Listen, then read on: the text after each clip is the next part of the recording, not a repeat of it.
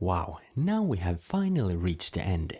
Together we have learned about drivers and created a bunch of different objects. I hope you understand a lot more now and that you feel ready to take on your own projects and ideas. From here on, it is up to you what you want to create. If you don't have any ideas, look around you. Try to find objects in your everyday life that you can try to replicate using drivers.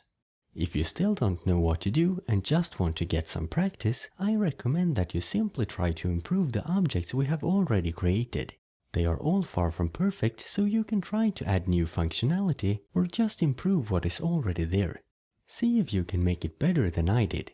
There is really no one way of doing things, and that is the fun part. Solving problems and trying to find the best way for everything. Let me give you some small ideas of things to improve to get you started. For the ladder, you could try to add the option to make it double-sided with a working hinge. And perhaps you can do so it can be rocked back and forth, first standing on one side and then on the next by just moving a bone.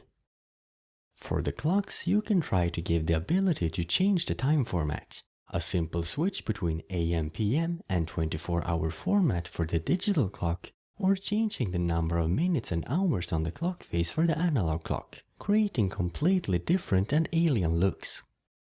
For the spider, you can try to make the number of legs a user choice, from 1 to say 5 pairs. You could also try to make it a bit smarter, so it knows where it is going to put the feet next. Currently, the feet still follows the ground even when they are in the air, moving up and down. A real animal don't do this. They know where the foot is headed, so they move it from point A to B in a clean arc, ignoring the terrain while in the air. For the domino, you can try to make the minimum length go all the way down to just one brick. Also, you can try improving the animation, making it more realistic. How about if the bricks spread out when they fall in the end, of course dependent on a friction property. For the glass tutorial, you could try to change the shape of the glass, giving it a round bottom like a wine glass. And if you want a real challenge, try to make it so you can change the width and height ratio of the glass. The skinnier it is, the more you have to lean it for half of the liquid to leave the glass. These are just a few ideas, but I hope they spark your imagination and gives you the lust to either improve what we have or come up with something on your own.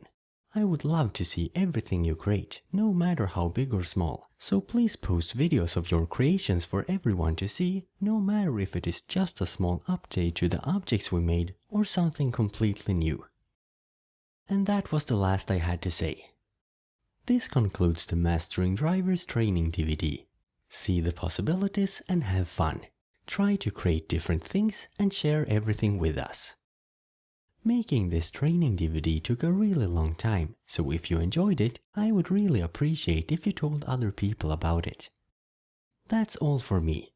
Thanks for watching.